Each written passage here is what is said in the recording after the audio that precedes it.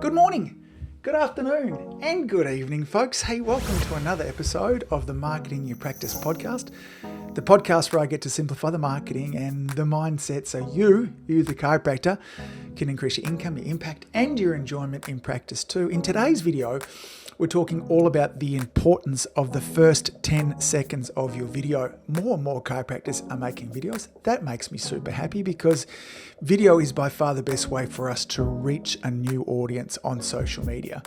Video is by far the best tool that we have to build trust. When people are coming over to our website, they're looking at our website, they're going to watch videos, we can share helpful information with them, we can build trust, authority, and expertise. Now, the first 10 seconds of your video is disproportionately important in that if you don't nail the first 10 seconds, nobody's going to get through the rest of your video, whether it be an hour-long training or whether it be a 90-second sort of or shorter video on Instagram or Facebook or TikTok.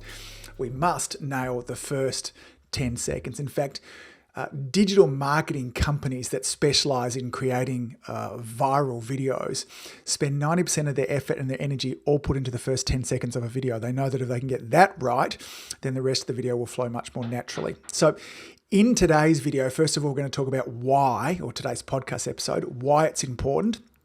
And then I'm going to go through some very practical, tactical strategies to help you improve the first 10 seconds of your videos. This, I'm hopeful, is going to be a really fantastic episode for you. So first of all, the first 10 seconds, why is it important there too? It's all about really capturing attention of our viewers there too. So we're in an incredibly fast-paced environment now, particularly both online and offline, and our attention spans are continuing to decrease. They've shown this with lots of different studies that too. And so we don't have a whole bunch of time to slowly build into the video. We need to kind of immediately capture the attention of people too. So it's critical that we do this within the first 10 seconds. So we don't have time for umming and ahhing or even introducing ourselves. If we're not capturing attention in that first 10 seconds, they're going to scroll away. And all the wonderful work that you've put in afterwards will absolutely go to waste. The first 10 seconds of your video sets the tone for the rest of the video. So the opening helps to establish feel and the style of content that you're going to be sharing. That's really important there too. A strong opening will give a positive impression, and it also sets the stage for high quality and engaging video experience. So we're setting the tone, we're grabbing attention there too. It also builds trust, okay? So when a video immediately, because you can deliver value in the first 10 seconds of the video, and when you do this and you're addressing the pain points, whether it's a mum that's got a child that has repeated ear infections, whether it's somebody suffering with migraines, whether it's an athlete that's wanting to decrease injuries and improve performance, we can start to lay the foundations for this. And when we do this in the first 10 seconds, we actually build trust with our videos. Viewers are much more likely to continue watching if they believe the video creator, which is you, understands their needs and is going to offer a solution for it. So we need to do that to begin with. When we nail the first 10 seconds, it also encourages social sharing, okay? So if the first 10 seconds are meaningful, then somebody's much more likely to share the video. And then social sharing obviously leads to increased visibility. It's the equivalent of a digital referral. The social media algorithms tend to focus and reward engagement of people who can get past that first 10 seconds. So if a user continues to watch your content, then the social media platforms see that, and that means they're much more likely to share your content out to a much wider audience. And that's how we get more people to know us, like us, follow us, and eventually become patients as well. So the higher the video engagement is, again, that's another important sign through there too. And again, videos that retain people beyond that 10 seconds, as I mentioned beforehand, are just going to be way better at getting more people to watch them. So now that being said, how do we go about doing this? You get that these are a whole bunch of reasons why you want to be optimizing that first 10 seconds of the video.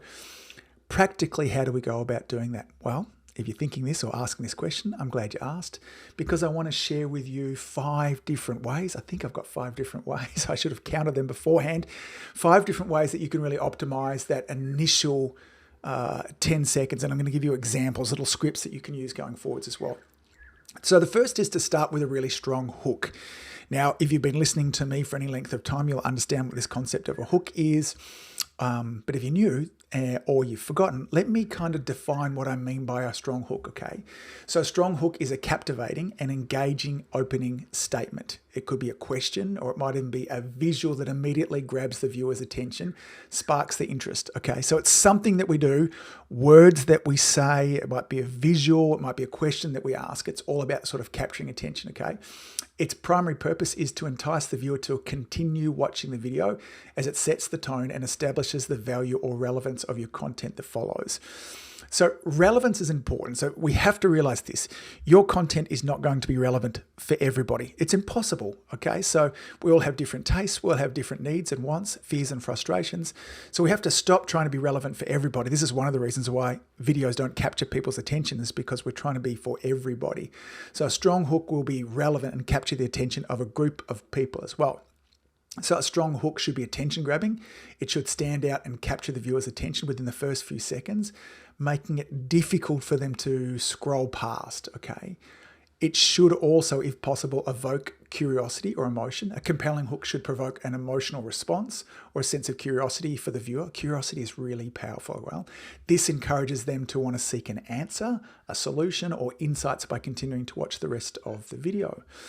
A strong hook should be clear and concise, okay? The hook should quickly and effectively communicate the main point, problem, or benefit of the video without being overly complicated or lengthy, i.e. it's the first 10 seconds, not the first 100 seconds. The hook, and a good hook, should align with the target audience's interest or pain points. This is what I was saying before. A good hook is not going to be a good hook for everybody, okay? We're not trying to create a viral video, a cat video, a funny video as well. We're wanting to talk to a group of people who might be interested in becoming patients for our practice as well. So a strong hook should resonate with the viewers by addressing their specific needs, challenges, or desires, making the content feel relevant and valuable to them. A strong hook, finally, should establish trust and credibility. So a powerful hook can also build trust for the viewer by showcasing it'll showcase your expertise, okay, your authority, and also your empathy, because we can start to express empathy in our hook as well. Now, I want to share with you, there are literally, if you were to jump online and look for examples of hooks, video hooks, there you'll find lots of different frameworks. So here's 5 different sorts of hooks that work really well for us as chiropractors making videos. There are literally dozens, if not hundreds of them that you could find online. So the first is just a really simple question hook, where we begin the video by asking a question. So, are you struggling with persistent migraines? Discover how this revolutionary chiropractic technique can provide lasting relief in just minutes. So we've begun by asking a question. Do you have a toddler that's having repeated ear infections?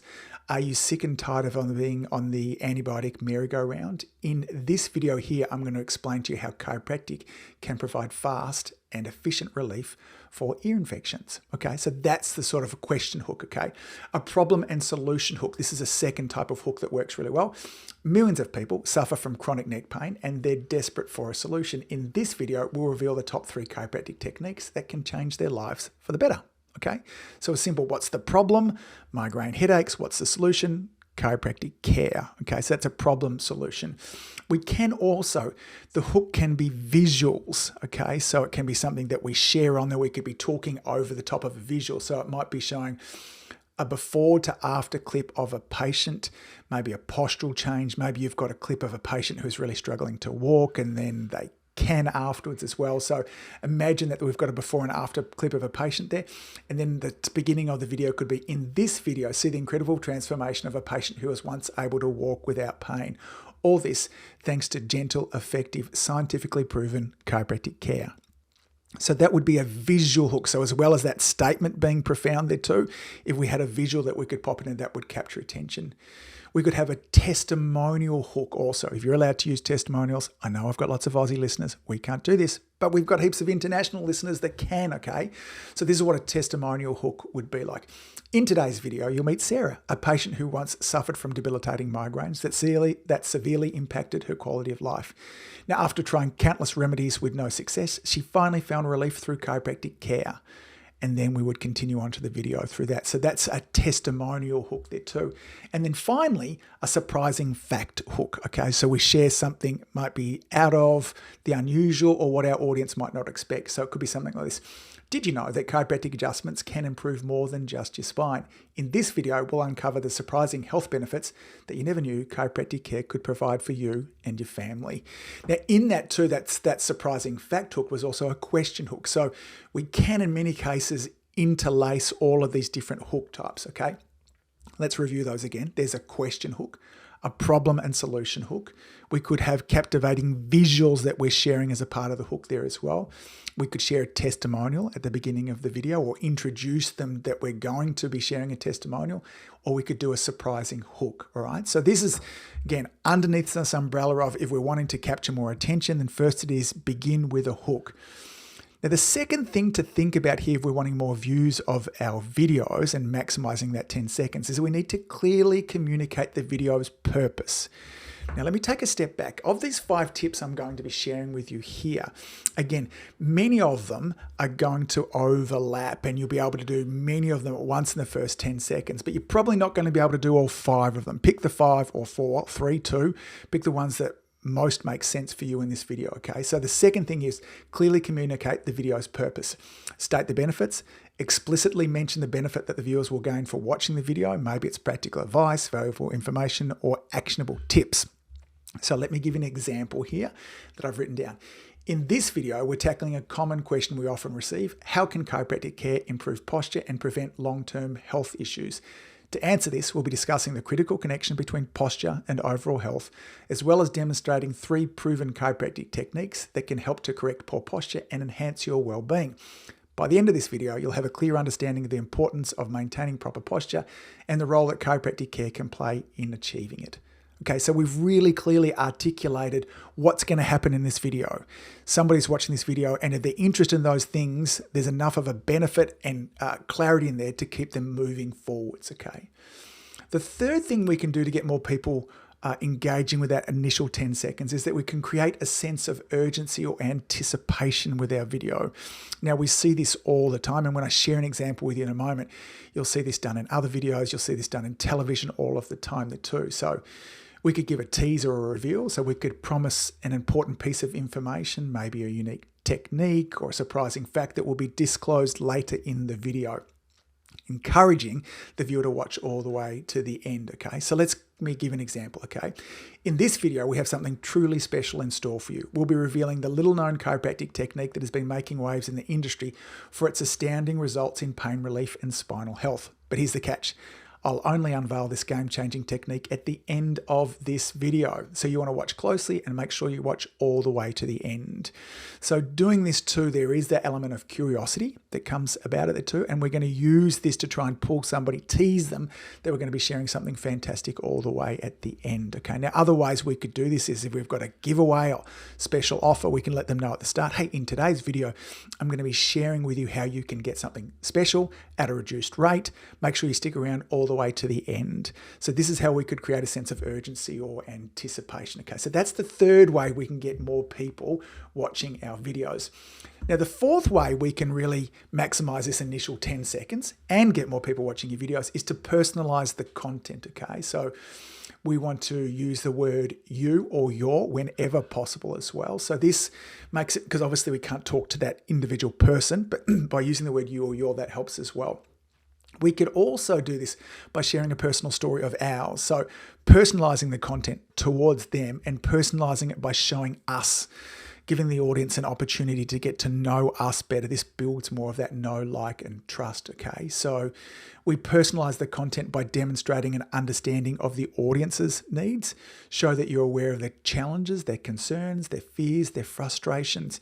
When somebody's watching your video, if it's a mum, and you're talking about ear infections and the challenges that go along with that, you want to be able to articulate the challenges that she's feeling almost better than she knows them. It's as each time you're kind of ticking this off, she's going, that's me, that's us, that's me.